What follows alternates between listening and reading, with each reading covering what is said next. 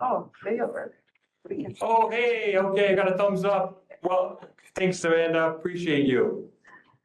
Okay, well, let's go ahead and move on, and we're gonna move to Director's Update from Brandy Kelso. Brandy. Oh, Thank you. I think our law department needs to read their normal statement before we get to regular items. okay, sounds good. We appreciate, we have David Benton with us again this meeting. David, go ahead. Thank you, Mr. Chair, members of the committee. Members of the public may speak up to 2 minutes to comment on agenda items to be discussed. Comments must be related to agenda items and the action being considered. General comments that go beyond the scope of the agenda item must be made in the citizen comment session at the end of the agenda. Staff cannot discuss, or members of the committee cannot discuss or comment on matters related to pending investigations or claims or litigations or such.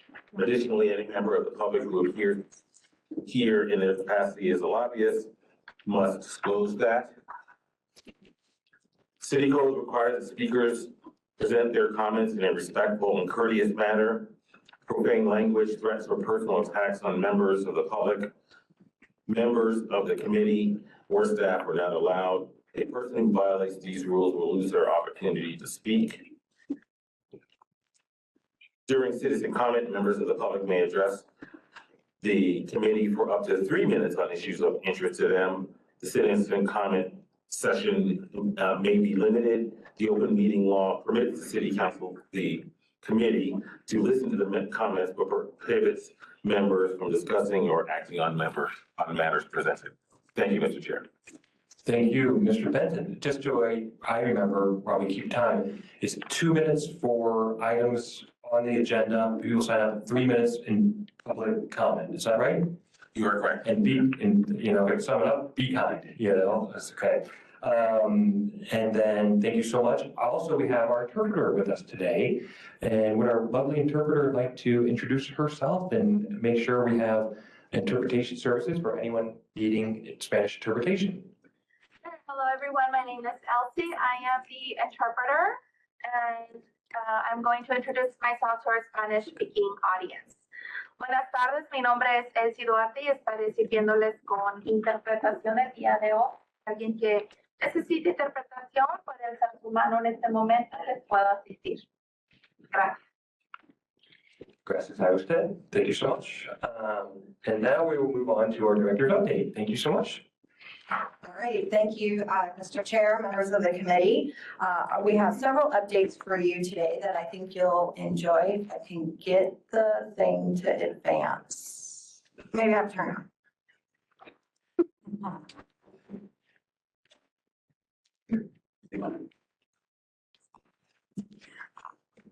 Technology, gotta love it. Yeah. I can push the button. Yeah. Maybe. It's probably too far now. Oh, you can hear now. Oh, you can hear now. You can hear now, great. What's not working right here?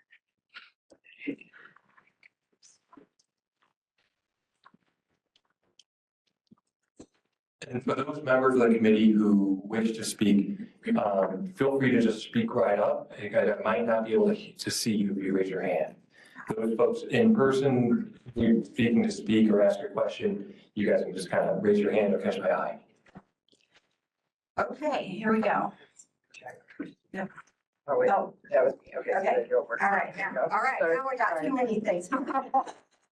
Okay, some general updates that I wanted to share. Some good news. We have advertised for our school safety position. I know we've been talking about that for a while. We expect the interviews in the next 2 weeks. So hopefully before our next meeting, we will have somebody selected. They might not be on board yet because, city process takes what it takes, but we'll hopefully have that filled soon. So that's great news.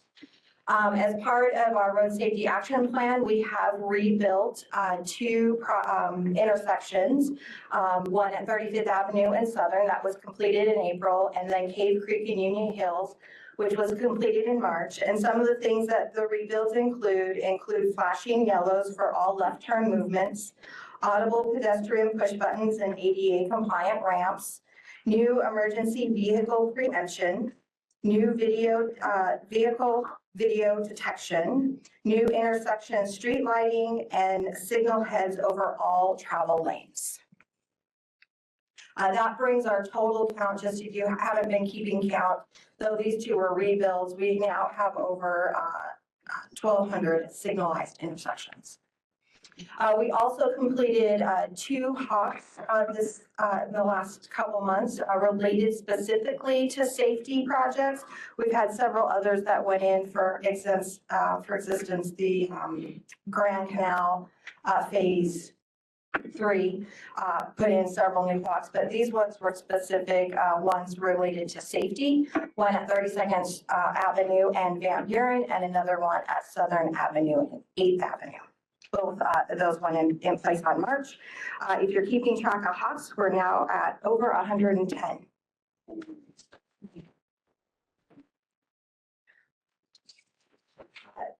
Last meeting, we talked about the yard sign pilot coming. It is now out there, and we have free signs available in 5 locations. I hear the signs are going fast, so we did bring some for the committee. If you want to take some, we have them for you to take, because if you go to one of these stations, they might be out right now because we've already been asked for replenishment of some of those. We'll have some data for the next time. It's only been a couple weeks, and so we've just started collecting the data. But thank you to the committee for bringing this to our attention and working through to get these signs out there. So we're real excited about the pilot program. And just so everybody knows, they are available in Spanish and English.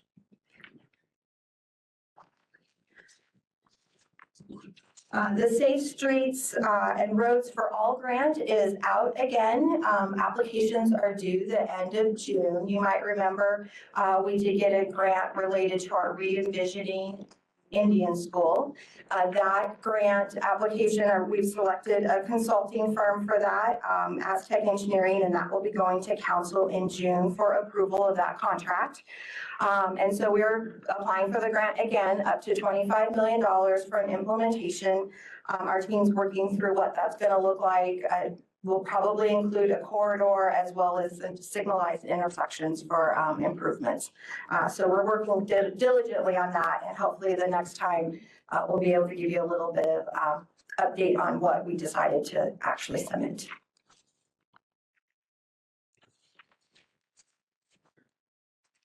We also right now have a speed limit survey out. We would encourage everybody on the committee to take our road safety survey. It's really related around speed and speed limits and what people would like to see. We have it currently open through May 31st. We might extend it a little bit longer depending on how many people we have having filled it out, but I would encourage everybody to go and take the survey. This is going to help us get a little bit of a feel for what people want to see related to speed in our community. We do have an existing study that we use to determine speed limits, but we also want to take into account other things that people might be thinking about. So I encourage you all to take a survey when you get a chance. It's real easy to find it. It's at Phoenix.gov/road safety. There's a button that says take our speed limit study survey, something like that. Also wanted to note that tomorrow morning, Laura Pastor, Council District 4, is hosting the Bike to Work Day. Thanks, Ed. I know you've been helping with that too. So it's starting tomorrow. The ride starts at 7, so you need to be there before, unless they might leave without you. It's still Indian Park and going down to the Arizona Center. I know several city departments will also have booths and things, I think, at the end for you to grab some goodies. And with that, those are all my updates. Wonderful. Thank you so much for the great update. Questions? Yes, Catherine, go ahead. That new grant, is it going towards the Indian School, or is it going to go to another area? Thank you, member. No, the Indian School 1 grant, we've already been awarded, so this will be a whole new grant application and new intersections and locations. Do you have an idea of what intersections? There's a lot. I know we're looking at Dunlap between 19th and something 35th as one of the corridors. And then we have, I don't know, maybe another 8 intersections anywhere from McDowell to Dunlap, 35th to something. But those are just all preliminary right now. The team's kind of vetting out relative to what we think from a cost perspective we can get in there because it's only up to 25 million. So we're working through those things right now as a staff, but we can bring more details once the application's a little more vetted out. Sounds great. Any other questions? Yes, Abby. Yeah, thank you. For that speed survey that you're doing, will we see the data from that at our next meeting? That's a great question. Maybe not the next one, but probably the one after that, especially if we extend the survey a little bit. It might be too close for us to have aggregated all the data and vetted it out. So, but yes, we'll bring the results back. Thank you. Great question. Any other questions? No questions from me, just wanted to say, probably from when I joined the board, when Keeney was, I was asking Keeney about it, asking him to, get everybody's sense to hire a safe routes to school coordinator. I'm so thrilled that you, among other updates, so thrilled that you are getting that done and getting that position hired. I worked with Don Cross, and I still, he was a phenomenal person who worked at the city of Phoenix for many years and helped us get a lot of improvements around so many of the schools in the Osborne School District, and really look forward to working with whoever it is that you hire. So thank you so much for the great update. Okay, seeing no other questions, we're going to move on to our next agenda item. This is agenda item 5, for those following along. This is a 3rd Street bike lane resolution. And just by way of background on this one, this came out of the last meeting. We had a discussion about Phoenix T 2015, a presentation from Marriott Brown, talking about future expansion of the bike infrastructure and network. And we have one of the former members made a verbal motion, as some folks who have been on the committee might recall, to add the 3rd Street bike lane through downtown to that list of planned or future improvements, to make the recommendation at least to do so. In talking last time, we said, let's not have a verbal motion, let's put it in writing. I think that was a recommendation by David and others, and that was agreeable by now former member Jamie Truffin, who I thought I saw walk in here. Maybe my eyes deceived me. Oh, there he is over here. And so I went and did some work on this and put this in writing. This certainly is open for amendments that any committee member wants to make, but ultimately the purpose is to essentially continue that discussion and then have a vote on the resolution. We have several folks signed up to speak on this, so I don't want to, we have new members, so anybody can ask questions, but I'd like to get to those public folks who have signed up to speak, unless there's any preliminary questions on anything I've said so far. Hopefully, did everybody get a copy of the draft resolution? I brought a couple extra copies in case anybody needs one. Yes. Thanks so much. Okay, seeing no questions or comments, I'm going to move straight into the folks who have signed up to speak. And I'm going to start with Stephen Lisada. Stephen, and I think we want folks to be here at the podium. If you want to grab the microphone off and come kind of be in this area, that's okay too. You can kind of be there's a camera over here, but whatever you're most comfortable with, as long as you're in front of the camera so we can pick you up and folks who are online can hear you. So Stephen.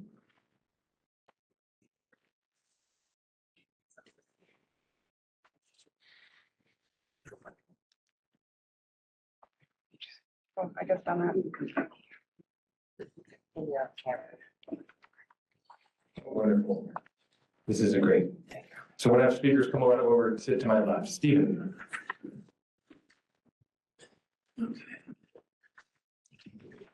Okay. Oh, okay, great. Hello, my name is Stephen Elsall. I'm a resident here in Phoenix. I'm an expert here. I'm here to strongly support and advocate for connected and protected bikeway on Third Street and a common sense solution that fills a major north-south gap in our bike infrastructure. Downtown Phoenix needs a safe, continuous corridor for people biking and using other micro-mobility options. This project directly advances Vision Zero goals, supports voter-approved Transportation 2050 plan, and is aligned with at least publicly stated goals of mayor and council. We've made major public investments in transit, rail, and working towards complete streets. But if we don't utilize rare opportunities like Third Street North-South connected and protected bikeway, then what's the point?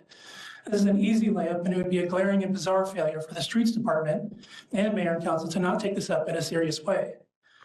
But I also just want to briefly touch on a point regarding the concern about process, where process is used as a shield to delay, water down, or outright deny progress. I'm not here to speculate. I just want to put it out there that this would be heinous and unacceptable.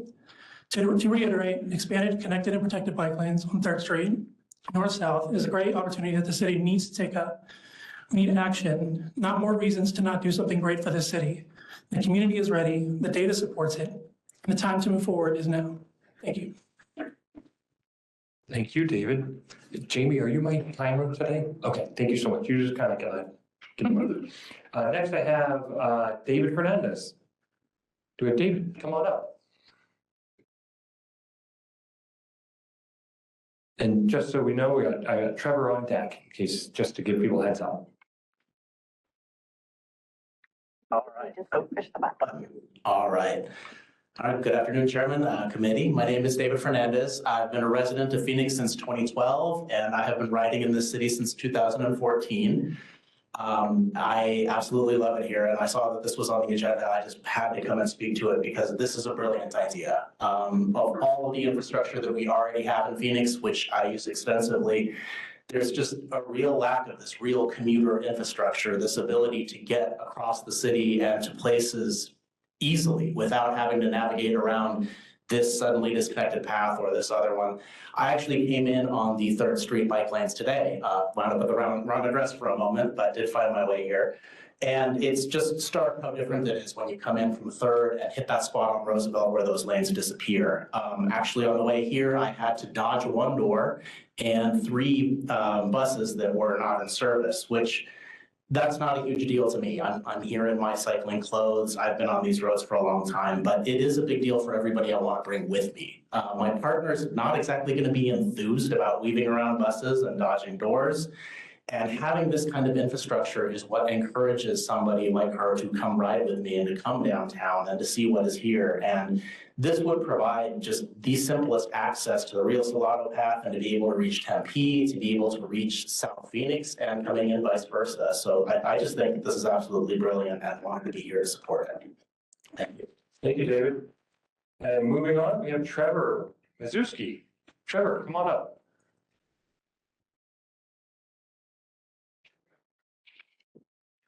After Trevor, I got Lucas. Hello, good afternoon. This is good. Please have fun. Yep.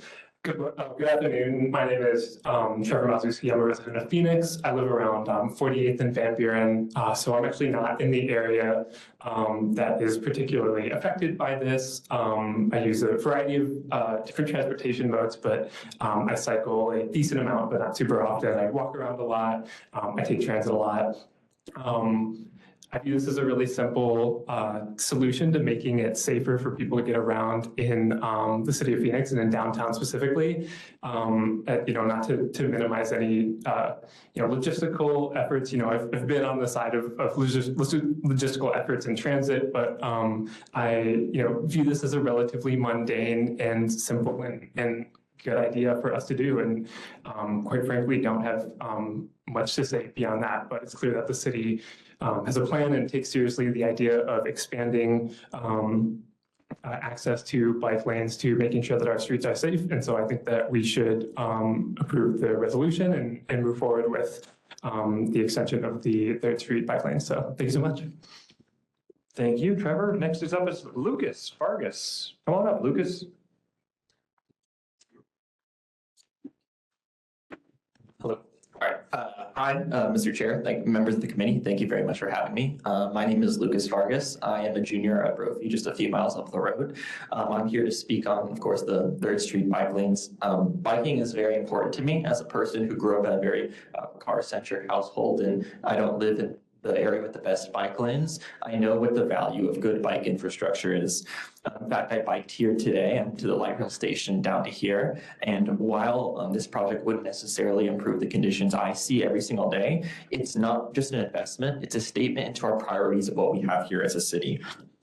Downtown Phoenix is really becoming the cultural and economic capital of the Southwest.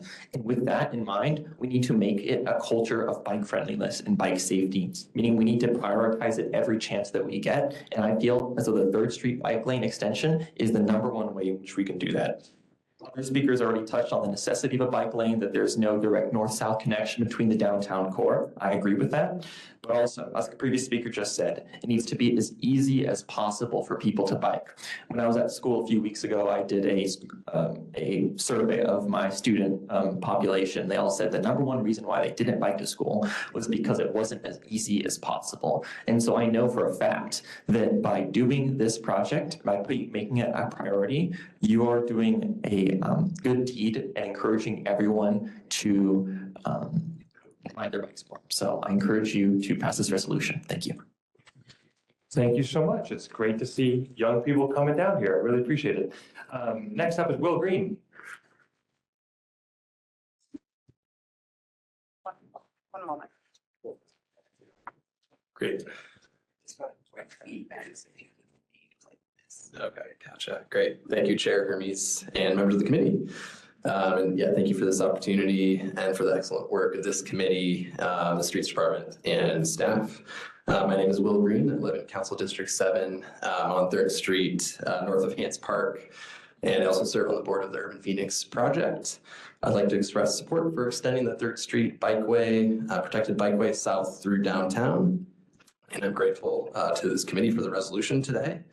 The city reports that city and regional studies have shown 3rd Street as the preferred corridor for north-south bike and micromobility access in this part of downtown.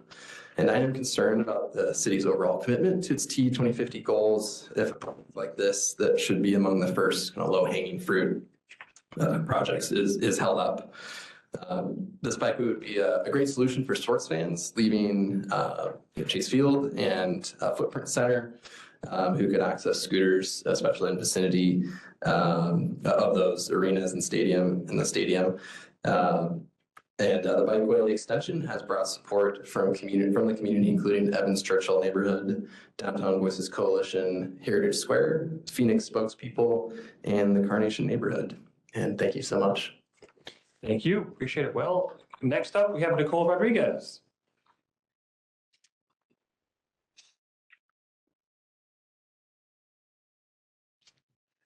Hey, is this still on? Yes. All right, thank you. Nicole Rodriguez, I serve on the Urban Phoenix Project Board. And thanks for giving the shout out about the Bike to Work Day. I brought a t-shirt to show you guys. But anyways, I am in full support of the extension of the 3rd Street Bikeway through downtown, connecting to the future Sonoran or the Rio Salado Bridge. I do, and I don't know if someone else is going to bring this up because I see David Bickford here, but we have, as a community, really haven't felt we've had a seat at the table on this discussion. We would love to urge that for the Streets Department, if we can meet on this. It is understood that there are some individual corporations that have and express concerns that they can't have their mass exodus from Chase Ball Field. And we don't want a mass exodus from ball games. We want people to stay around in downtown. And part of that mass exodus is called the Sunburst Plan. Is that right, David? And it's a very outdated plan that has greatly needed revisions for many years. So I implore streets to explore looking at the revisions of that plan, and also understanding that it's not economically good for us to want people to rapidly leave downtown. It's good for nobody. If they're coming here, we want them to stay. We want them to enjoy it. We want them to patronize our businesses and get to know the area. So without repeating what others have said, that I agree with everything that they have said so far, and who's done very well. Not only that, I do have a son who still goes to bioscience, and he bikes or takes the bus, and it is crazy in the morning not having a direct solution and having to cut through some of the streets just to get to bioscience. And Abby here used to go to bioscience, the same chaos. So we have Brophy, we have bioscience, and there's a number of other students that couldn't be here. Let's think about them as well. Thank you. And Thank you so much. I don't know if you guys all received this via email, but who do I hand it off to, the letter? Chair, I'll okay. take it. Thank you so much. So, yeah, thank you. Thank you. Appreciate it. And next up, and I think you just mentioned David Bickford. Come on up, David.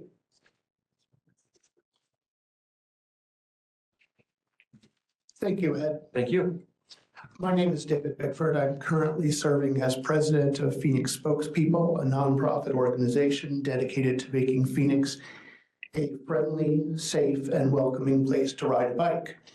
Unfortunately, we're still somewhat distant from that goal. If you saw in today's Arizona Republic, there was a report on a new study ranking Arizona the second worst in the nation in terms of bike safety. One of the ways we can address that shortfall is not so much in the number of miles of bike lanes, whether we count them once or count them twice, as our street transportation department prefers to do, but also looking at connectivity, closing the gaps. One huge gap is 3rd Street as it abruptly stops at Roosevelt before heading into the downtown core and all the amenities there, and then the planned Rio Salado Bridge on the other side. That is an enormous gap we need to fill. In terms of the rumored opposition to this project, as Nicole said, it is time to sunset the Sunburst. It's an outdated plan that treats the end of a sports event or a concert as a natural disaster requiring rapid evacuation. We don't want that.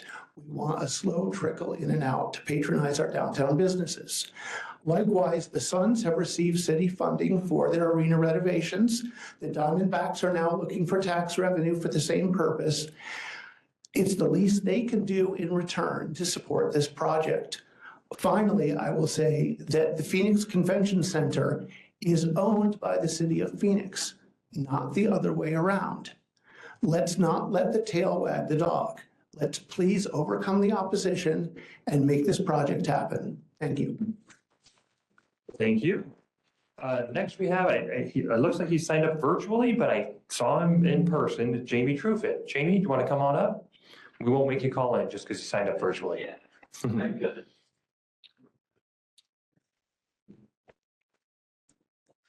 Hi, I'm Jamie Truffin. I'm the president of the Downtown Core neighborhood, and this project goes right through the neighborhood. And every one of my, well, I think there was like one that didn't, but majority of our neighborhood wants this project to happen. We get negatively impacted from our quality of life from the economic productivity, which in some cases in our half square mile where our neighborhood lies, we can produce up to 15% of restaurant and bar sales. Crazy. 2050 plan is sales tax. We generate a lot of our money, but we're not getting the benefit from quality of life. I had one resident, one neighbor, who stopped riding her bike in the morning because she said, I used to ride every morning, free community-oriented exercise, and made the choice to stop because I kept coming home angry or on the edge about my safety. So this is impacting us negatively, and not just us, but our neighbors to the south of us who've historically been affected by city decisions. And this is a way to make it up to them, to get to downtown easier for job access and to get to green spaces like the Rio Salado. We got to make sure when we're building that Rio Salado Bridge, it's $25 million. We got to make sure that connection is good for everybody. So awesome, that's it. Thank you, Jamie.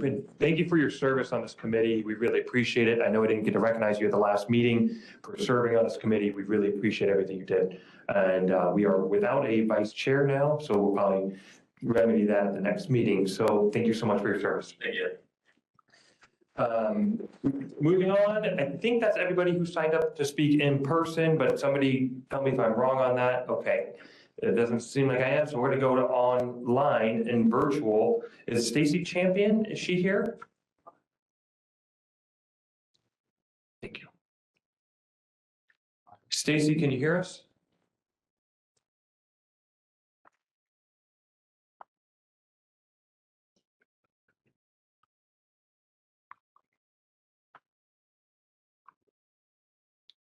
Hang in there, Stacy. Looks like we're unmuting you, but holler out if you can hear us. Can you hear me now? Hello, can you hear me? Stacy, can you hear us? Yep, I can hear you. Can you hear me?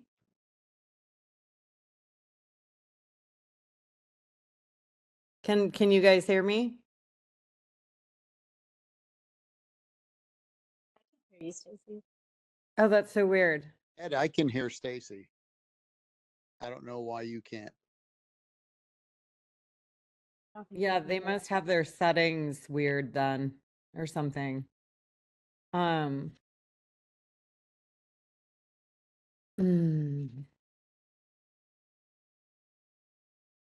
Yeah, sorry guys. I think only people on the call can hear each other. Can you guys hear me? I thought it was Yes. muted. Steve can hear now. I had to log out, we log back in. Sandra can hear Stacy, but we can't hear Stacy. Only people on the call can hear her. Let's just, give me a second. What we're gonna do, I'm gonna read there, I have a statement that was provided by Ryan Boyd here to be read. So I'm gonna read that while we are working on the sound. So here is a statement from Ryan Boyd. Good afternoon, Chairman Hermes and Jamie Bartemore. I write to you today to express my support and ask that staff share my comments with the Vision Zero Community Advisory Commission for item 5, the 3rd Street Bike Lane Resolution, and the ultimate completion of a protected bikeway that connects communities through a vibrant and active downtown Phoenix. I remember attending and seeing the first meetings on this bike lane in January 2023, some 29 months ago. The Streets Department has done an excellent job with its downtown north-south bikeway study that was completed in the summer of 2024. The fly-through demonstration on YouTube is an example of world-class facilities that would improve the safety of motorists, bicyclists, and pedestrians. This would mean a downtown that is safer as space is dedicated for each mode of transportation and deconflicts the modes. The bikeway not only protects downtowners, but also our many commuters from north and south of this particular site. The city of Phoenix's aspirations to be a sustainable city that allows people the freedom of choice of transportation are only attainable if we have the ability to safely travel the city in many modes, including bicycling. The bicycle network is not effective if it is extremely limited in where it connects. The existing protected bicycle network north of Roosevelt is enhanced by extending it into downtown and would encourage more people to pursue their dreams of bicycling to work, to shops like Songbird Coffee in downtown, or from downtown to McDonald, Floral, and Gifts in Midtown. And as the city looks to build the 3rd Street Rio Salado pedestrian bridge and realize its long-term goal of Rio Reimagined, it should be connected to quality paths to walk and bike that are created by protected bike lanes. This gives space for the bicyclists themselves and additional space for the pedestrians from higher speed traffic in the motor vehicle lanes. A vibrant Rio is one that you can experience, not one you simply drive past or through, and it requires a connected and protected bicycle and pedestrian network. Please support and vote yes for item number 5, the 3rd Street Bike Lane Resolution. Thank you for your time, Ryan Boyd. All right, we're gonna go back to online, folks. And I've got Stacy Champion and Kristen Hagley. So I think that's just the only two. And Brandy is, I'm gonna go ahead and stop talking to you.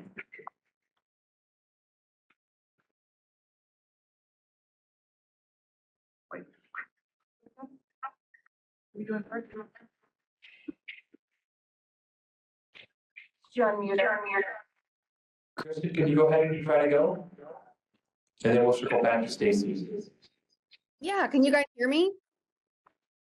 Yes, we can. Okay, wonderful, thank you. I'm the Vice President of Urban Projects. I live in District 8 near 40th Street, McDowell. I get around the city by car, by bike, and by transit, and I strongly support a protected two-way bikeway on 3rd Street. I bike downtown multiple times a month and always find this area very challenging. 3rd Street is clearly the one place that makes sense. It connects to the existing bike lanes to the north, and having connected bike routes is absolutely crucial.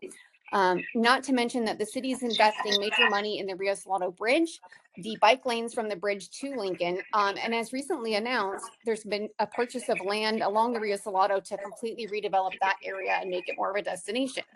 We really need to capitalize on the investments and also make sure that residents from around the valley have a way to safely access these areas. Downtown has added thousands of residents in recent years, but their mobility is very limited. With downtown being such a destination for work and play, and with light rail enabling longer distance travel for those on bikes and scooters, people from all over the valley can take advantage of a downtown bike route, not just downtown residents. These lanes would help the city to hit our goal of 1,080 miles of new bike lanes via T2050. And frankly, if we fail to build this bikeway downtown, it sounds a very strong message that the city does not care about the safety of those who either choose alternative transit options or cannot afford a vehicle, and who continue to be injured and killed in high numbers. Let's join other cities moving towards a more sustainable and equitable transportation future.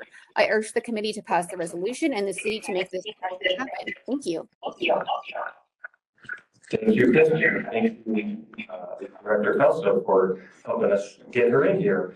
We're going to move on next to Stacy Champion. Stacy. Hey, can you guys hear me yet? Yes, we can. Wow, I was everybody has said really good comments, so I strongly support the end, and happy you can hear me now. Yes. Thank you so much. I think that was it. Okay, I think that was everybody here, and so we're going to move back to our committee. Here you have the resolution. I'm happy to read it if anybody likes me to, but I'm going to go ahead and assume that the members and others have a copy of the resolution. We're going to open it up to any sort of discussions or questions. Does anybody have any questions, thoughts, discussion items? Yes, go ahead, Randy. I have to make 3 comments on the resolution. First of all, I didn't mention in my introduction, but I am also a bicyclist, and I ride my bike to work every day and many other places. I rode my bike here tonight, and so I really look forward to the ability to help improve bicycling on this corridor. But I just want to make sure that we're really strong on the resolution so that we can get our message across as clearly as we can. My first comment is, I think one of the whereases should be deleted on the first page. It is the 8th one and the shortest one that says, whereas there does not currently exist any north-south bike lane through downtown Phoenix. And I suggest deleting that for 2 reasons. Number one, I want to acknowledge the work that the city has done to install bike lanes on 3rd Avenue and 5th Avenue, which I think have provided some bicycle accommodations in downtown Phoenix, certainly on the west side. Also, I think that it would be helpful to not get in a precedent of saying, just because we already have one bike lane doesn't mean we might not want to have another one. So I don't think that it's relevant that there is or is not another bike lane through downtown Phoenix, because I think the proposal stands strongly on its own. So that's comment number one. Shall I go through my others, Mr. Chair? Yes, and Randy, really appreciate it. I authored it, trying to summarize and put it together. But I have no pride of authorship and appreciate it. And depending on what other folks on the committee say, would consider that a friendly amendment. Very good, thank you. My second comment is, well, I think there was one too many whereases on the first page. I think there is one whereas missing on the second page. The title of this resolution talks about a resolution regarding recommendation to improve safety on 3rd Street, which I think is critical coming from us as the Vision Zero Committee, I think all of our recommendations should be to improve safety. But there is no information in the resolution on how a protected bike lane would improve safety. And so I think we need to add that to make sure that everyone is aware that our proposal to add a protected bike lane is in fact documented to reduce crashes. And I drafted a new whereas, which I would be happy to read. I also sent it earlier to Jamie. So I don't know, Jamie, is it possible to put it up on the screen or do you want me to just read it? Yeah, I'm not able to print. Whereas separated bike lanes offer well-established safety benefits exemplified by a 2023 study of bicycle treatments at intersections in Texas, which documented that adding separated bike lanes can be expected to reduce total crashes, not just crashes involving bicyclists, by 45 to 54%. And then I provided a link to that particular study. I think that's a wonderful addition, Randy, and there is even, I don't think we need to add it here, but just kind of further, because I think that whereas makes a lot of sense and is perfect as written. But to drive that point even further home, as was mentioned by several of the speakers, there is a protected bike lane north of Roosevelt. And just looking at that specific data, the crashes for everyone, pedestrians, cyclists, and certainly vehicle crashes, they all went down significantly after those improvements were made on 3rd Street north of it. So I think that study is very much on point, but there's some data even more close to home for this that is consistent. And if there's local data that would be preferable, then I would certainly support that instead of this one, because I agree with you, local, there's nothing like local data. I think what you've put together is good, and I wouldn't want to delay things further to kind of articulate that local data in a more specific way. And you mentioned a third thing. Third thing is very minor, just some wordsmithing in the be it resolved paragraph on the second page. The resolution calls for installation of a buffered and protected bike lane. And in the traffic engineering world, buffered and protected mean different things. And I think that it would be better to use the phrase separated bike lane, because that's the term that is used both in the MUTCD and in the latest edition of the Active Bike Guide to refer to bike lanes that are physically separated from motor vehicle traffic using some sort of vertical element, like parked cars or some sort of island or tubular markers or something like that. And I would suggest referring to them as bike lanes plural rather than a single bike lane, just because we know we want to make sure that cyclists have the option to go both directions. Got it. And so just so I understand that, on that first be it resolved that your proposed amendment is, we would say, install a separated bike lane or separated and protected bike. Separated bike lanes. Separated bike lanes. Okay, so rather than buffered and protected, separated bike lanes. And I'm as the author of a layperson when it comes to these type of things, so I appreciate you bringing that. Separated bike lanes. It would be strike out buffered and protected bike lane and instead have separated bike lanes. That is a proposed amendment. 3 different. We take them up as 3 or as a package. But I think as you explained it, it makes sense to me, just more articulate language that follows the guidelines. And this goes to, I think, the intent, which is separated bike lanes, some sort of element there between cars and humans outside of the car. Okay, I will appreciate that. I'm going to consider that a proposed amendment to the resolution. Discussion on the proposed amendment to the resolution. Any discussion, questions? Okay. None. Mr. Chair. Yes. Just really quick. Please, David. Was there a motion or did I miss it? Not yet. Then we don't have a motion yet. We have a proposed amendment. An proposed amendment to what? To the resolution. You haven't, if you haven't had a motion, you can't amend it. I'm looking for a motion. And then you can amend it. Yeah, I'm looking. So Randy, would you like to make a motion? Sure. Yes, I would be happy to make a motion. I would move approval of the I guess what I should do is move approval of the resolution as written and then do an amendment, or should I move approval of the resolution as amended? Mr. Chair, you can move to adopt the resolution as written and then propose your amendments. Therefore, I move to approve the resolution as written. Are there any amendments to the motion to approve the resolution? Point of order, you may want a second. Can I get any second out there for the motion? Second. I second it. It's been seconded by Colin. We appreciate that. And are there any amendments? Yes, I would like to make an amending motion corresponding with the 3 comments that I made a moment ago. Got it.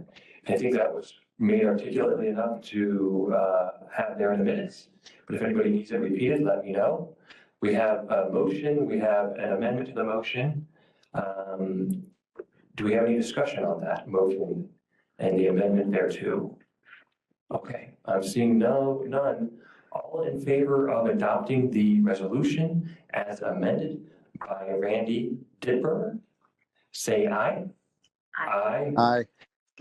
Any opposed, say nay. Hearing none, hearing no opposition, all in favor, it does pass. Thank you so much. Thank you. And thank you so much, Randy, for your expertise and amendments. Those were wonderful. Okay, we are moving on to our next agenda item. It is the Vision Zero Road Safety Action Plan overview. Thank you so much, Carl.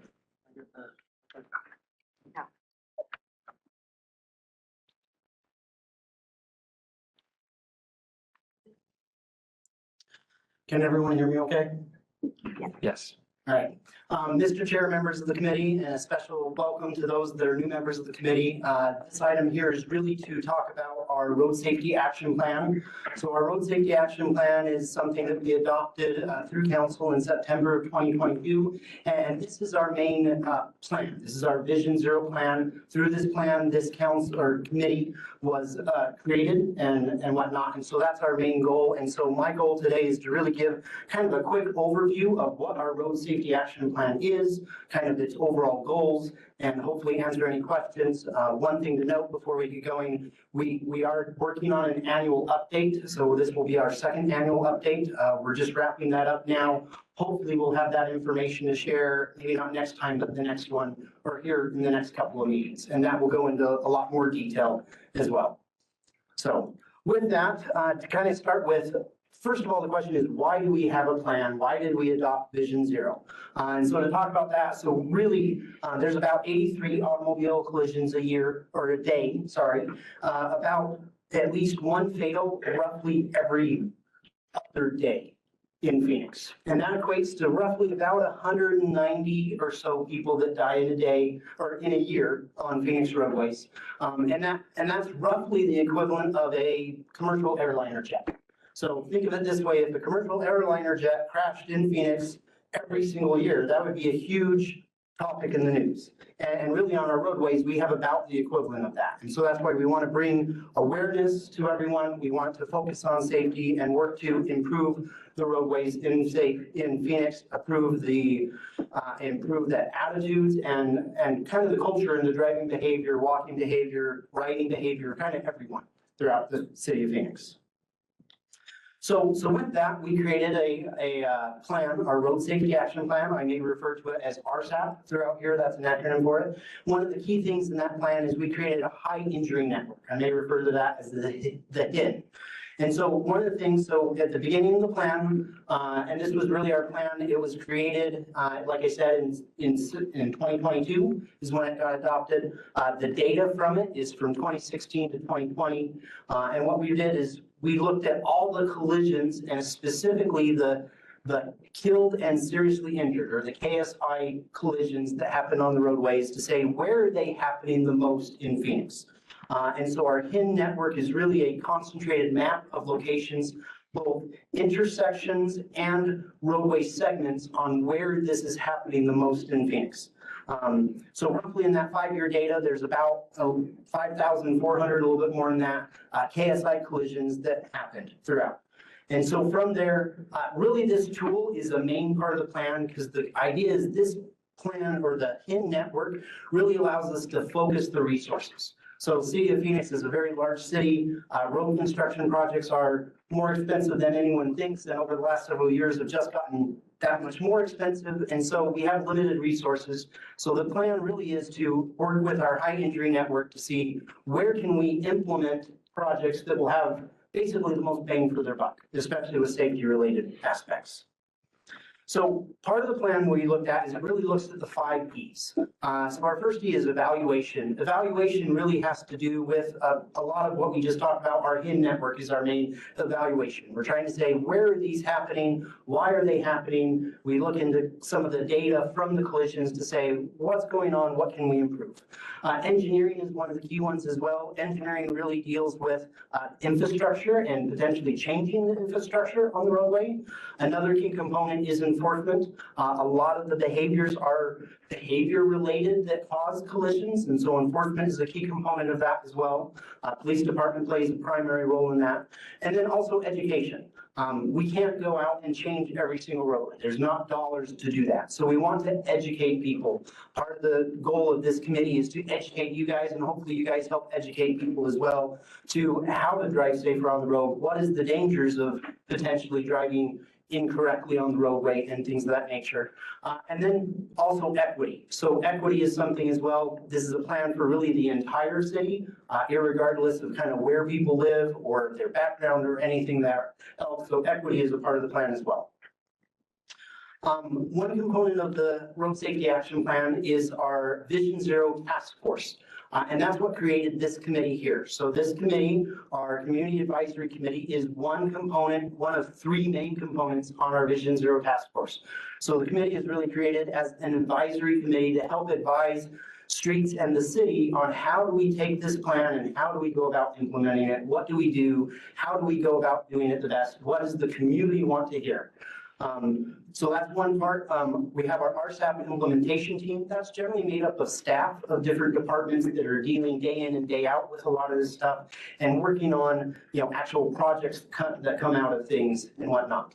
And then we also have an executive task force that is generally made up of department leads or assistant directors in different departments, and they kind of oversee the overall plan and make sure that it's continuing to move and moving in the direction that the city wants it to go as we continue. So that's kind of the Vision Zero Task Force. So really our job is to take the plan and make sure the plan is going in the right way and we're working on the plan. So this is one update that we had from our first annual report. And like I said, we're working on our second, so 2024 annual report. Our first annual report really was the last couple of months in 2022 and all of 2023.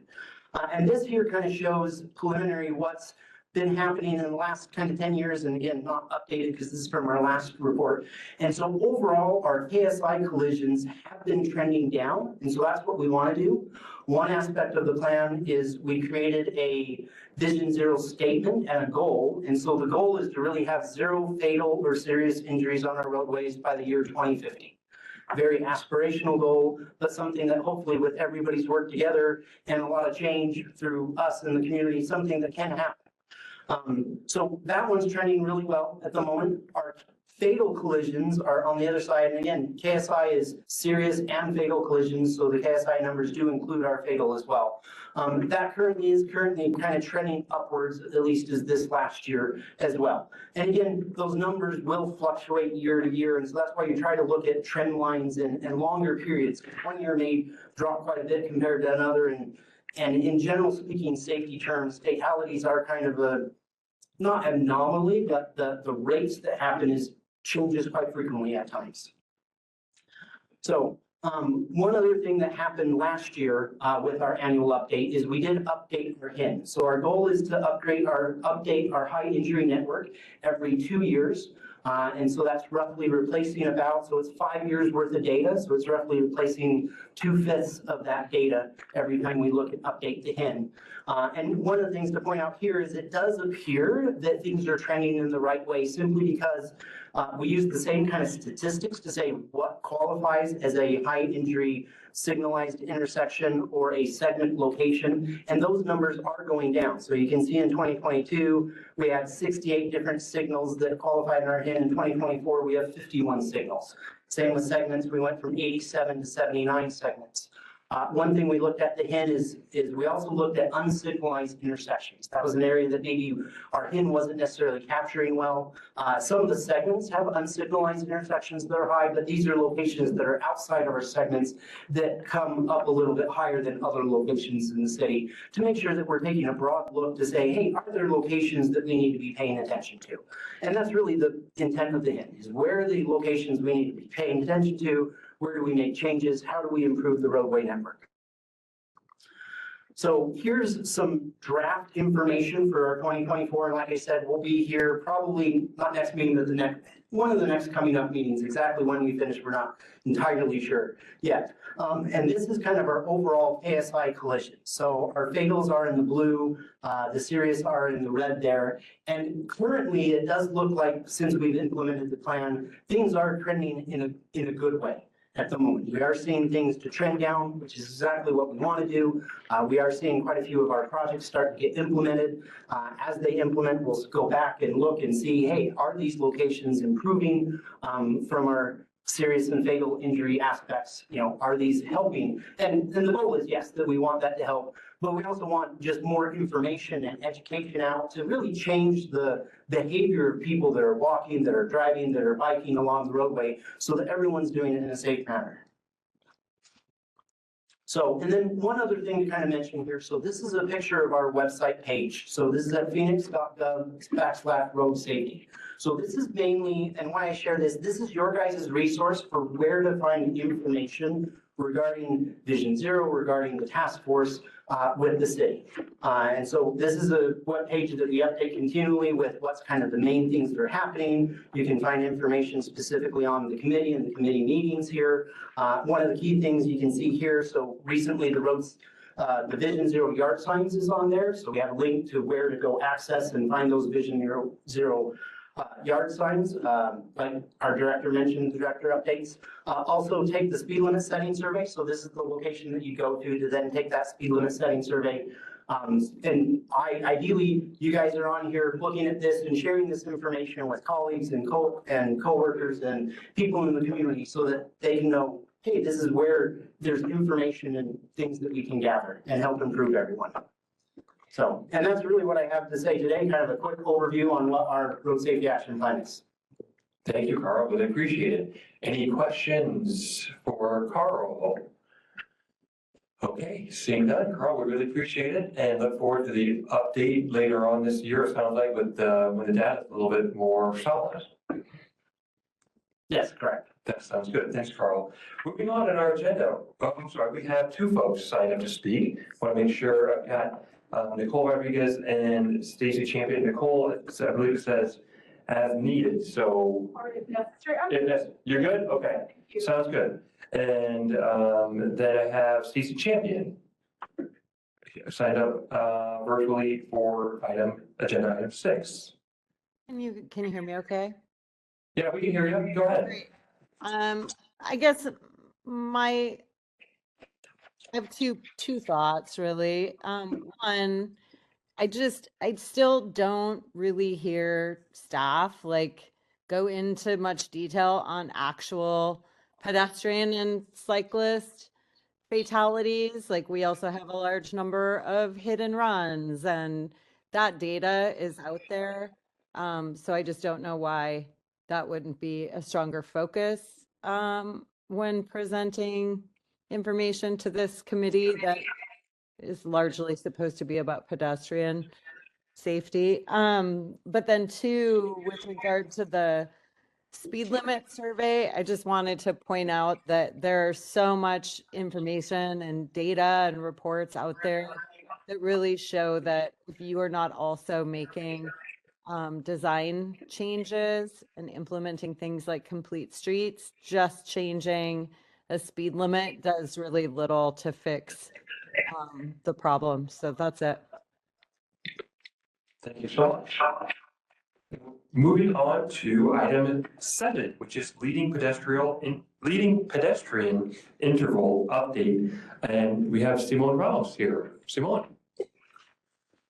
Good afternoon or good evening, Mr. Chair, members of the committee. Thank you for having me. Simon Ramos with the Street Transportation Department, and I'm happy to be here to provide the update and overview of our leading pedestrian interval initiative for the department.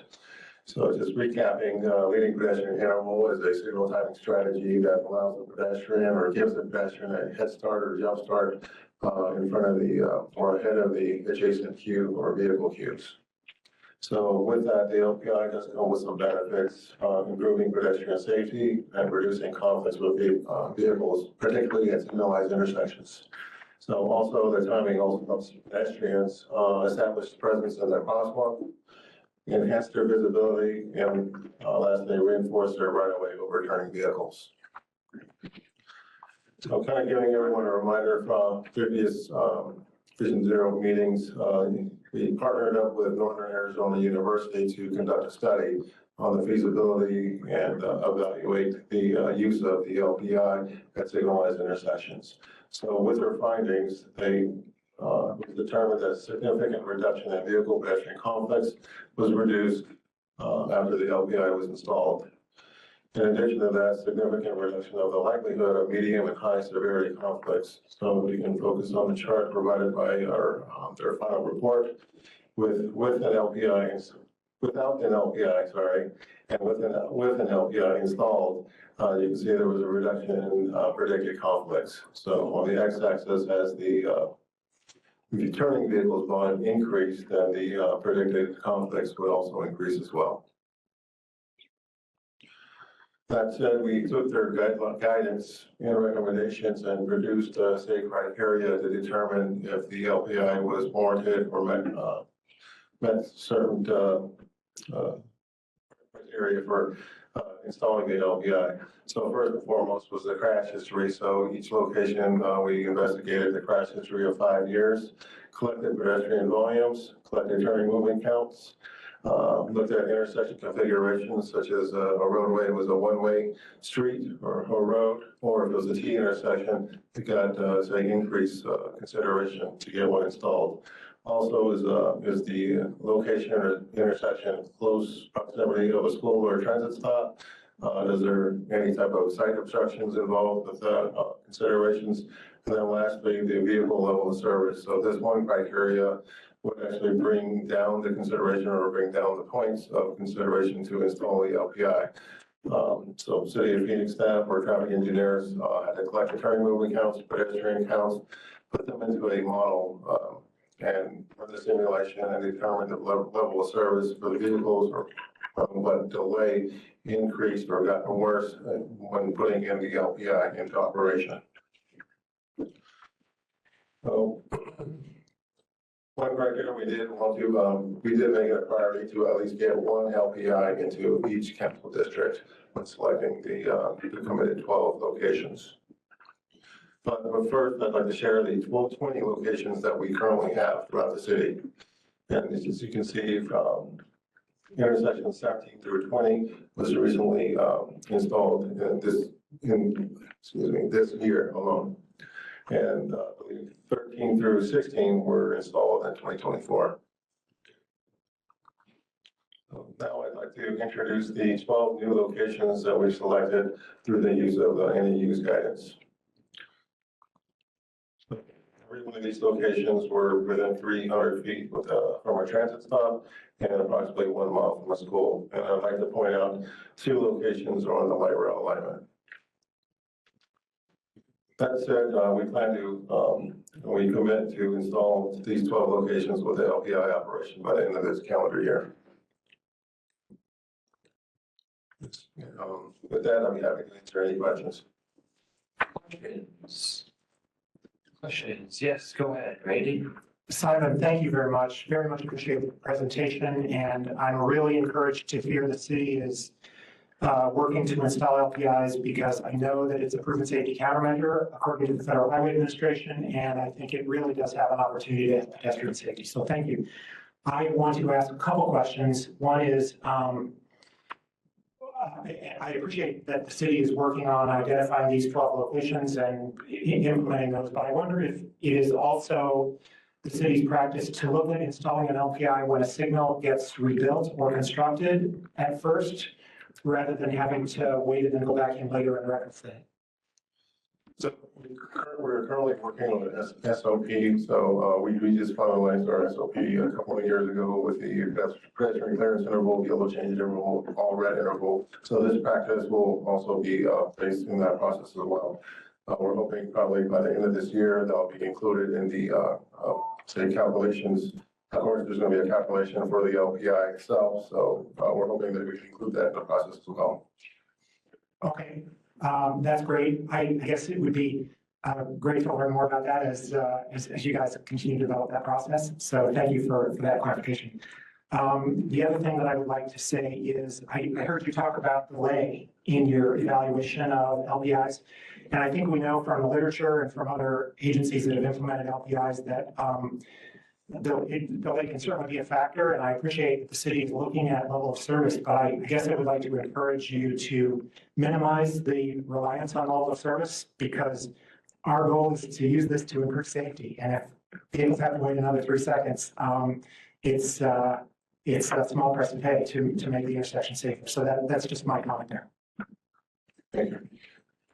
And Randy, appreciate the comment. This, before you're joining this committee, had a very similar sentiment upon reviewing the NAU presentation, which was very well done and was very enthused about LPIs and implementing them more quickly. And I think it's a fine idea to say, hey, we're rebuilding it already. Let's do LPIs rather than having to go back in. So I think that's a great thought. I want to open it up for other questions or thoughts from anyone on the committee. Simon, you mentioned the 12 new LPI intersections. Those haven't been implemented yet. Those are going to be implemented sometime this year, 2025. Is that correct? Correct. We're coming to have them all installed by the end of this calendar year. Wonderful. And then is the thought then and the plan every year over year to continue to implement more LPIs? So in 2026 we'll see more, in 2027. Correct. This would be an ongoing initiative. So we've already been on the lookout for potential locations. So that being said, you've seen the process. I've explained it to the process, and collecting turning movement counts, pedestrian counts, that is quite costly at times. So if we're to practice this on all 1,200 of our intersections, that really wouldn't be realistic. But again, if we're working with our partners, the public, to identify these locations, we can kind of pinpoint and focus on these areas. Got it. Is there an opportunity or for members of the public who maybe they personally experience crossing an unsafe intersection, maybe it's a near miss that doesn't get recorded anywhere because it's near miss, but you're unfortunately speaking from experience. And where the car's kind of almost nose to nose with you trying to cross the intersection, and it's kind of wonky. Is there an opportunity to kind of for the public to raise their hand and say, hey, this would be a really good intersection? Absolutely, that's happening today. Okay, great. And what's the best way for the public to provide that type of feedback? Reach out to the Street Transportation Department or anybody more and for that information over. Sounds good. Yes, go ahead with that. Simon, at the install locations already, how is it impacting the intersections adjacent to them? Because of the increased timing for pedestrians, are you accommodating the coordination for adjacent intersections? Thank you for that question. So yes, that's a consideration. So these locations, we determined that the cycle length wouldn't be, disrupted. So of course, talking to another traffic engineer, if you impact one cycle length, the adjacent signals will also be impacted and will all have to be reevaluated with their timing as well. So as part of that, you are installing leading pedestrian intervals at those adjacent intersections as well? Correct, and we're anticipating the cycle length won't be affected. Awesome, thank you. It's great to have some traffic engineers on the committee. We really appreciate you guys and your service. Any other questions? Okay, seeing that, thank you so much for the presentation and for all that you're doing. But we have a couple people signed up to speak here. And we have Stacy Champion and Nicole Rodriguez. We're going to start with Nicole here in person. Nicole.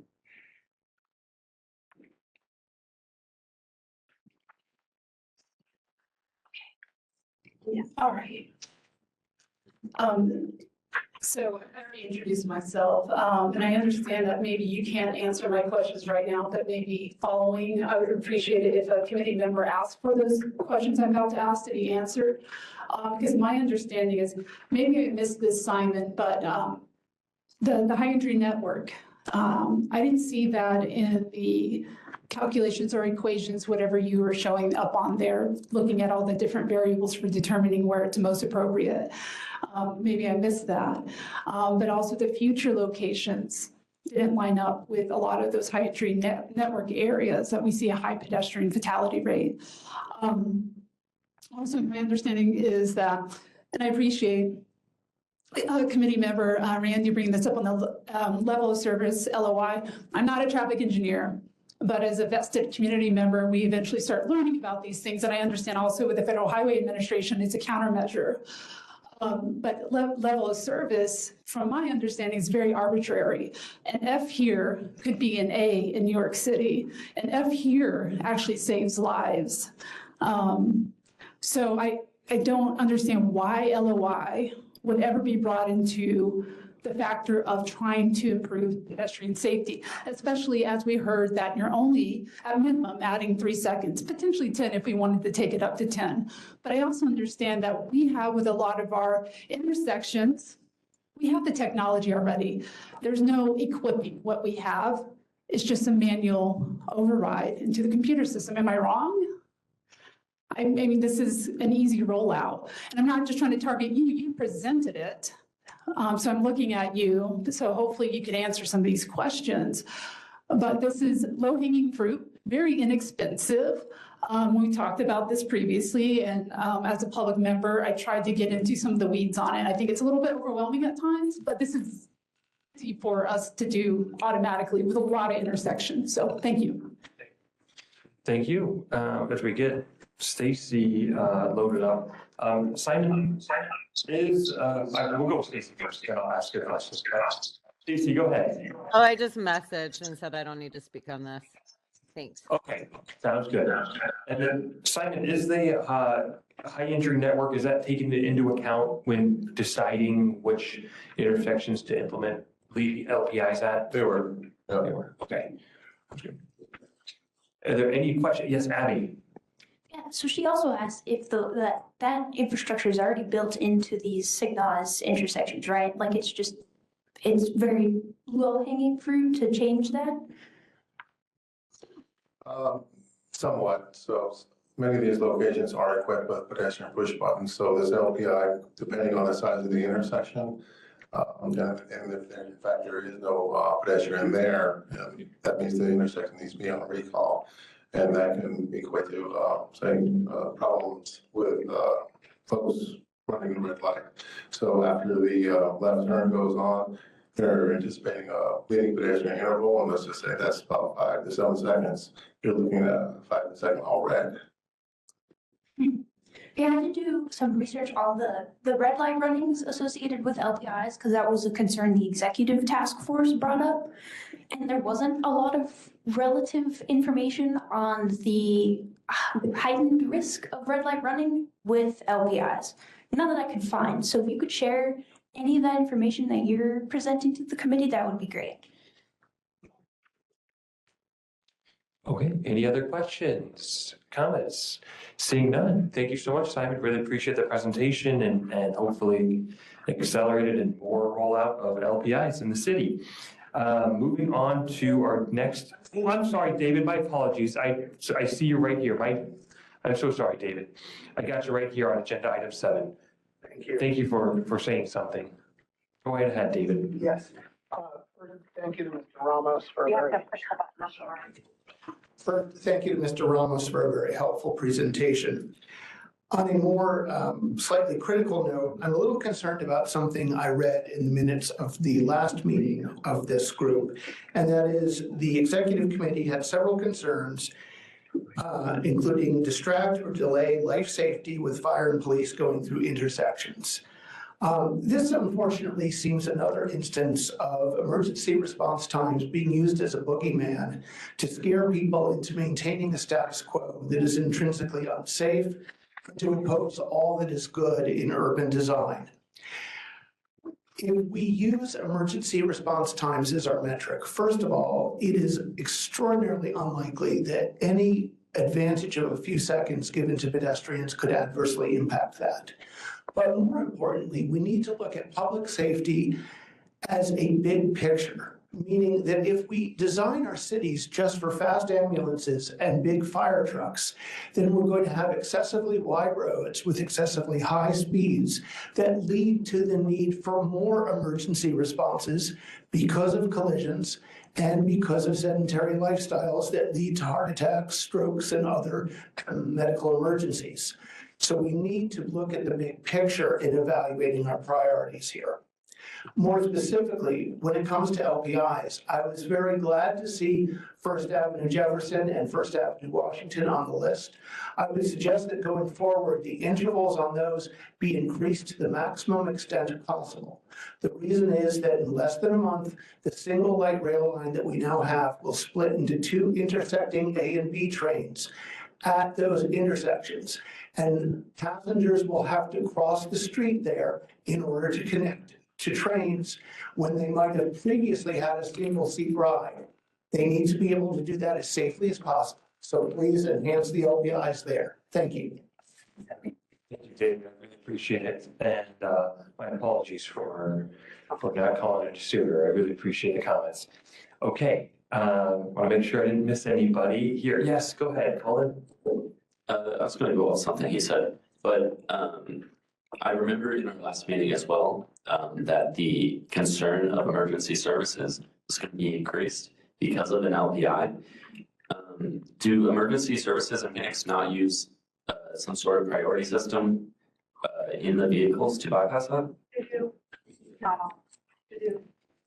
Go ahead, Brady. Chair and members of the committee, not all of our vehicles have it and not all of our signals have it at this point in time. We are working with the county on a project that's going to add about 600 units into our fire service vehicles, but doesn't even start to attach to any of the police vehicles. So it's not uniform yet, but something we're working towards. Go ahead. Actually, just to add on to that, do you have the signalized intersections then that you're saying do have that preemptive service?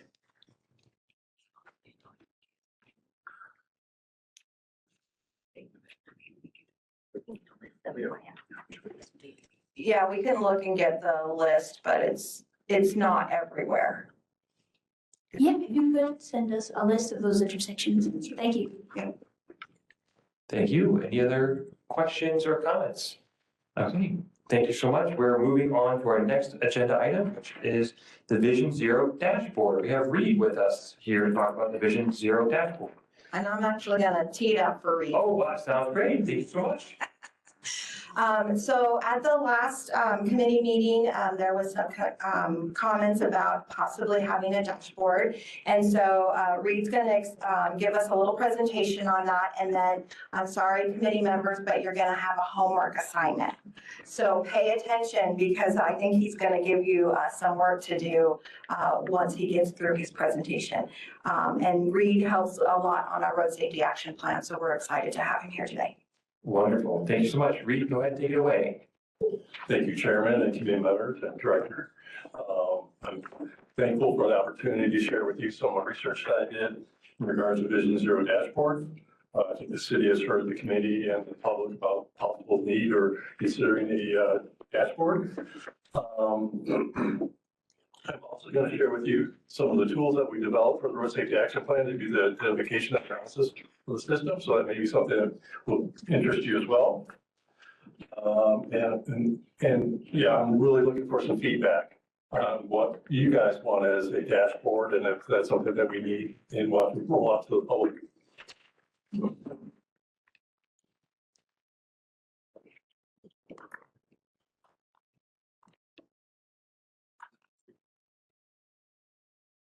Can you advance? Okay, so basically, we went to the Vision Zero Network, which is a nonprofit that supports the Vision Zero cause. And we looked at about 12 different cities in the Southwest to see what they were doing. We did find that not all of them had a dashboard that was open to the public. So I just wanted to share that with you. And I got a couple slides here that's going to show you what we found for a couple of the cities. So we looked at the city of El Paso, Austin, Texas, and Tempe, Arizona, right here at home, see what they have. So here's an example from El Paso. So you can see up at the top that 4.3% of the crashes were either fatal or serious injury. They kind of talk about the various vulnerable users out there. So you can see of the fatal and serious injuries, 22% were motorcycle related, 9.5 were bicyclists, and 24% were pedestrians. So that's about half, over half of the fatalities involved, or fatalities and serious injuries involved of vulnerable users. So they've taken that information and plotted it on a map that's available to the public. Here again, this is Austin, so you can see that they've also generated a map on their public facing screen that kind of shows. Right here, they're including all different types of crashes, pedestrians, bicyclists, motorists, motorcyclists, e-scooters and whatnot. They also have some charts on what time of day they categorize those. And then they're also telling you the time frame in which they did the analysis. So these are just mainly just screenshots from their sites. Here's our local Tempe, so you can see it's they have a map as well. They have a lot more charts available to do querying on, and you can, the top left-hand corner talks about violation parties. So typically, violation party A is the one that's most at fault. Go down, they're doing the crash types. So was it a rear end crash, left turn crash? Up in the right-hand corner, they actually have ability to toggle on whether it's alcohol related. Going below that is the number of crashes per year that's occurring. And then they also have down the bottom, kind of that chart shows the age of the individuals involved. So there's a lot of data that they have in their system. And again, this is just one shot that they have. So some of the common elements, I'm probably going to repeat myself here a little bit. Most of them all had a map. Most of them all talked about the different types of crashes that are occurring out there. Here, they've actually included, the city of Austin includes their HIN on their analysis. So you basically are taking all the different dots and locations and trying to form some type of plan or consistency where they have the highest number of fatal and serious crashes. So you can see they have some pretty long corridors. When you look at the city of Phoenix HIN, we mainly just have short segments. So when we go to look at for like going for different grants in federal safety money, we will take the dots and segment and create a corridor and kind of use that approach in our SS4A grants and things like that. Here's kind of talking about the different data filters that are pretty common. So like I said, they'll kind of talk about the mode of travel that's occurring, the date and time which the crashes are occurring, how severe are the crashes, what are the types of crashes, the gender, lighting conditions, intersection type. So there's a lot of information there that's out there, and you can do some sorting online. This is just another way of showing the graphics. You kind of saw this on the first chart from El Paso, where it just talks about the types of crashes that are occurring. They're just here, they're really kind of differentiating between daylight and dark crashes and how that kind of impacts the numbers for their city. Here is, again, just more graphic data from Tempe, which has a lot of bar charts and whatnot that can be available. And then here's another kind of graphic. This is kind of a mix of what we have. The one on the bottom left kind of gives you the time of day by day of week. That kind of shows what's going on. Typically, you see a lot of fatal and serious injuries on Friday and Saturday night scenarios. But then they have some demographic information there too. So there's a lot of data that's available. There's a lot of crash information in our database that can be available. So I don't know if you remember, some of you weren't here back in a year or two ago when we were developing this tool, this crash analysis tool that we're using internally. And here's a 5-year window of crashes within the city of Phoenix, where we had a total of 121,118 crashes. Gives you an average of about 24,000 a year. So we're also showing the map that's there. You can see the collision manner, which kind of shows the more there are, the bigger the boxes there on the right. We also talked about the violation of Unit 1. We do have information on hit and runs that was brought up this evening. Work zone related, there's a lot of data there. And on the left, all the way on the left, we have several different sheets where we're interested in the when, where, why, and who. So there's a lot of data that I'm screenshots I'm not showing here today, but it's pretty intriguing on how we can look at the data to find trends. Here is where we've done an analysis by a geographic area. So this is actually Council District number 4, where we looked at serious injury, fatal crashes. And you can see on the bar charts on the right, India School was the road with the most number of crashes. Then we get down into the intersections, where the intersections were the worst as well. So we have some really good filters out there that we're using internally. This is kind of the hint tool. So we're just looking at a segment which goes from 16th Street down to, it's showing Colford, but I think it's Camelback. I'm not sure. But again, there was 82 crashes there. 4 of them were bike and ped crashes, and there was 1 fatality. And again, you can see the chart that talks about time of day versus day of week that's available as well.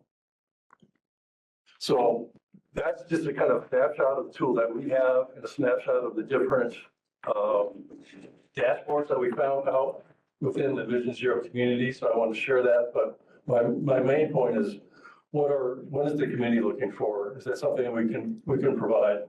The tool that we have internally was done on Power BI. So we'd have to figure out how can we get that translated onto the web.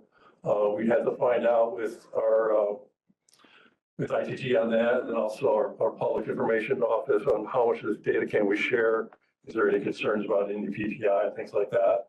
So really, like Randy said, I have questions for you. I think you may have some homework of like, what do you want to see? And then we can see, is that something that we can provide and make it public facing? Yeah, and I think one of the things internally with staff that we're wanting for the committee to look at is to go out and look at some of those other Vision Zero websites and see what do you like, what don't you like. Like, I'm not a big fan of the Tempe one because it looks too busy, right? I want something that looks a little sleeker but be able to get to all that data, right? And then customize it for what you want to see. So what we really want to hear about is what kind of things you guys want. I know you probably have some ideas now based on what you saw, but we really want you to take homework home and go look at some of these sites and then provide us we'll give you guys an email through Jamie in the next couple of days that you can kind of start dropping some things in for us to start looking at. Got it. So the best way to find that feedback would be through Jamie? Okay. Yes. Sounds good. Let me open it up for questions, feedback. Start with Abby. Yeah, I think this would be great. Thank you for the presentation to have out for the public. And adding a section, I know on like the financial part, like the grants and where that money is going to, like what specific projects would be really important. I know some cities are doing that, so just adding that in would be great. I think it's a good idea. Yes, go ahead, Colin. I think, sorry, I forgot what I was gonna say. Come back to me in one moment. Yeah, not a problem. And we can even, other thoughts, questions for the committee? Go ahead, Shmita. Yes, one thing I would like to see is, especially for fatal and serious, if you click on them, like to see if alcohol or any other things are a reason for that condition, so impairment or things like that. I saw the Austin one showing daylight and dark crashes, but it would also be good to see if there's crashes with dark lighted conditions. That way to know if lighting is a factor or not. Okay, go ahead. I'm back. I remembered what it was. So hypothetically, say the process, everyone kind of agrees unanimously what they kind of want from this chart. What's the soonest that something like this could be ready? So that's the hard question, unfortunately, because our IT is slow and clunky and we run on some old systems. And so that's one of the things we're currently vetting out with our IT of what it looks like. The city does have an open data portal. But I think we want something a little more sophisticated than just data out there that then, other people have to configure how they want. So we're gonna work through that, and hopefully by the time we come back with what, after we get some feedback and come back with kind of a list of here's the top priorities that we heard that you guys want, we'll have a better idea of how long that's gonna take. But it's knowing our IT, many months. Got it. My feedback is I love the ones that do time of day crashes. I think one of the things that, as I got into this years ago, I didn't realize, I was kind of shocked to realize it's not kind of your rush hours where you're getting a lot of, certainly you have crashes during rush hour, but the most severe ones are happening maybe in the middle of the day, and in the afternoon or evening. And that's because the streets are not congested and people are driving really fast, and that's when we're having a lot of severe crashes. That was one of the things that I looked at the data years ago kind of startled me. So love to see that aspect of it. Love to see, we talk a lot about $10 million a year for Vision Zero. Would love to be able to be transparent with the public of where that's going, how that's being spent, projects that are going to this. And I'm sure I'll have, check out some other cities. I'm sure I'll have some more feedback I'll share. Any other feedback from the members? I'll go to, we have somebody. Amanda. Amanda, I don't know, I'm going to read your comment here. No, don't worry about it. Are you there? Are you able to speak, Amanda? I can try. I think I might just have to put all of my words. I can hear you. Oh, you can hear me? Yes. Oh, beautiful. Okay. No, I was just gonna say last week I was actually spending some time with Sandag in San Diego, which is their Vision Zero group, and they have some really beautiful graphics and a pretty recent report that maybe we could pull some inspo from in terms of like how do we make this not just like beautiful and nerdy and full of rich data, but also an education tool, kind of to what someone was talking about earlier. Like how do we help people get bite-sized information from this rich data that they can then use to become advocates for safer streets in Phoenix. But what I was going to say is it might be kind of interesting to find a way in this dashboard to show the improvements that we've made road safety on our streets and almost like a timeline toggle so they can also kind of see like how these different infrastructure improvements are potentially having like a very direct impact on road safety. Maybe that's asking for too much, but I think that could be something that I would want to see, kind of to the point of what everyone else is talking about. Like, are we seeing more red light running crashes? As like an indirect impact of like something that we're implementing, just, or more positive things. So I don't know if that's possible, but that's one of the things that popped into my head. Thank you so much, Amanda. And on that point, this might be asking too much, but I'm going to ask anyway.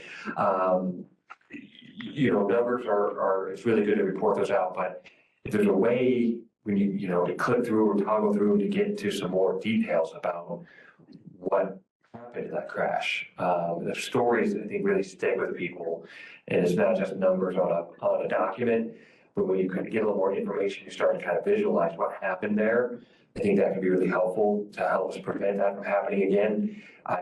Just by way of example, I was doing a deep dive on Offboard Road not too long ago, trying to bring some improvements, further improvements there. And one of the pieces of data I got was a person who tripped around Third Avenue and Osmore Road in 2023, tripped, fell into the Osmore Road, got hit by a car and died.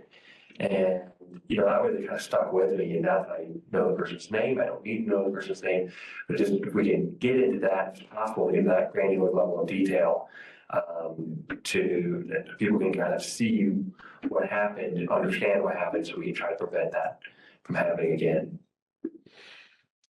Okay, I'm gonna go to public comments here. We've got two people signed up, Nicole Rodriguez and Stacy Chapman. We'll start with Nicole, and I think I have to look back at some old minutes from this committee, but I believe you had suggested this and brought this to this committee many years ago. Yeah, I think at least a year and a half ago, maybe more. So this topic is near and dear to me and other members of this board. I did like hearing that using Power BI as a tool, but it's fascinating that it could take months. I hear that a lot about the city government. So I'm a little frustrated with that because in the private sector, I created a Power BI dashboard within a week in the utility sector, and it was a lot of data. I think that could happen, and Power BI works very well on websites. It's very plug and play once you get it going. So if that's already a tool that the city of Phoenix has, why not? What does IT have to do with it? So, and I second what Amanda said, making it very intuitive and user-friendly. This is something that we want to be an educational tool, but also really knowing where the dollars are going. T2050s, proposition money that we voted on in 2015. We had this other proposition that barely passed, recently voted on. And then we have the Vision Zero money, and then also the Go Bond grant money. I would like to see all that broken down and see how it's allocated to build that transparency that a lot of the public has lost over the years with the streets department, the city in general. So that's my comments. Thank you. Thank you. And I'm going to Stacy Champion.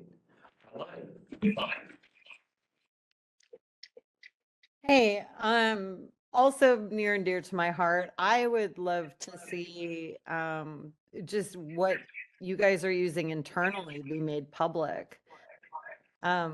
That seems like it would be hopefully a pretty easy thing to do since it's already set up, and then from that, your design team can make infographics and different things, and build out even a little toolkit that other people can share.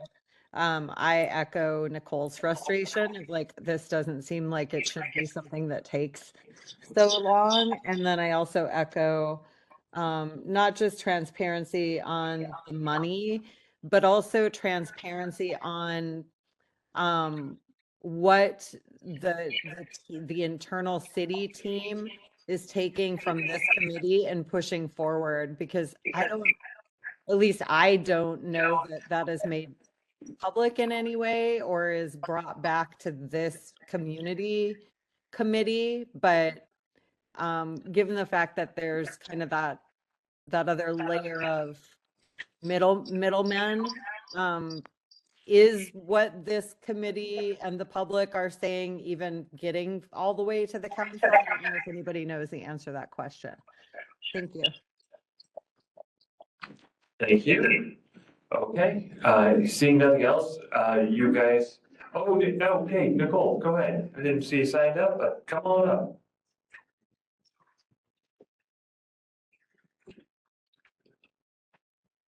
Hi, everybody. Yep. Oh. Hi, thanks for staying till 7. I would like to take this opportunity to make some sort of big picture comments on my observations of the last couple of meetings. So I'm going to cite a statistic from the Federal Highway Administration, which is that the Phoenix metro area, the average adult in the Phoenix metro area has vehicle miles traveled per day of over 27 miles. So we all know in this committee that slowing vehicles down saves lives, and that's what we're here for. But if the average Phoenician has to drive 27 miles, slowing them down causes a problem for them. So I just want to point that out. when your destinations are very far apart. And this is kind of points to a broader problem that I think the streets department is sort of stuck in the middle of.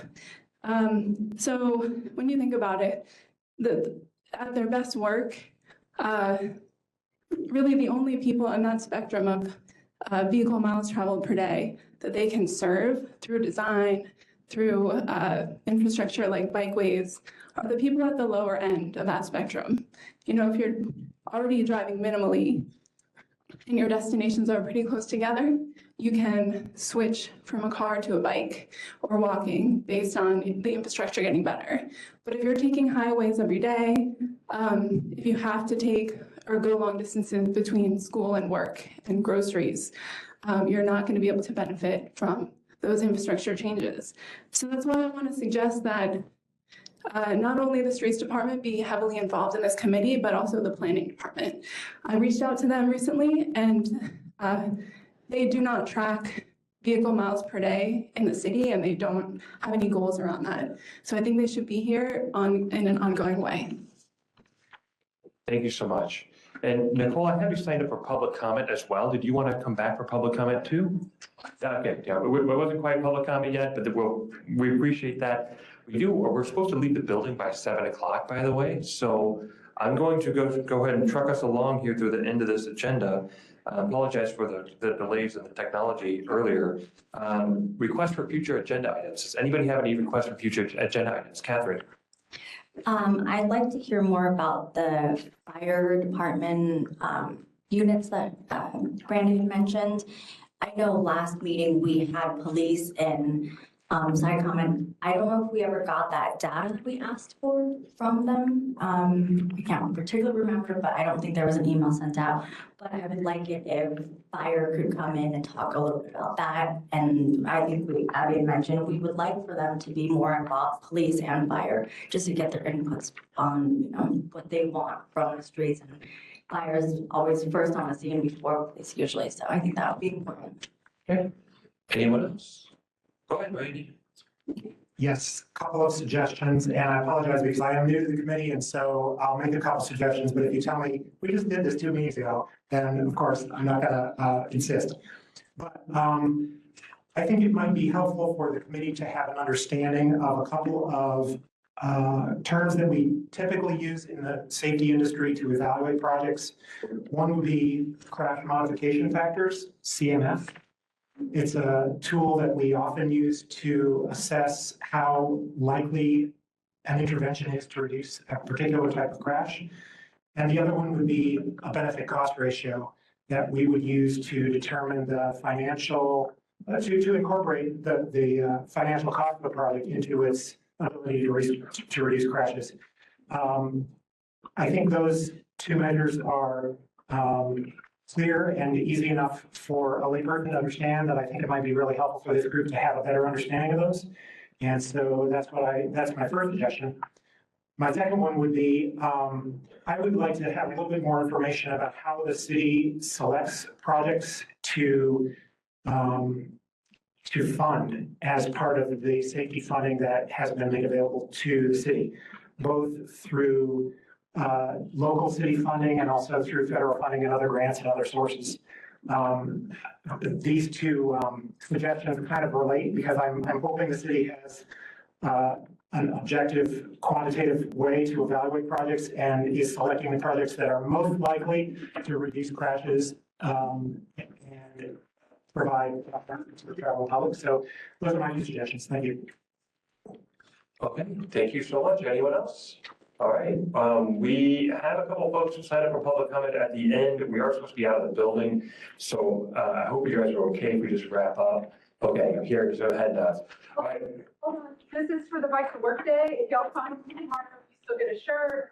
I think it's pretty important that, as you mentioned, this year was actually created by a coalition of people. And we have the backing of Councilwoman Task Force. So the task was set on by the county. So this year, all these shirts were paid by donations out of our pockets, and we have 2 electric bikes and an acoustic bike, and a couple other swagging for raffle prizes.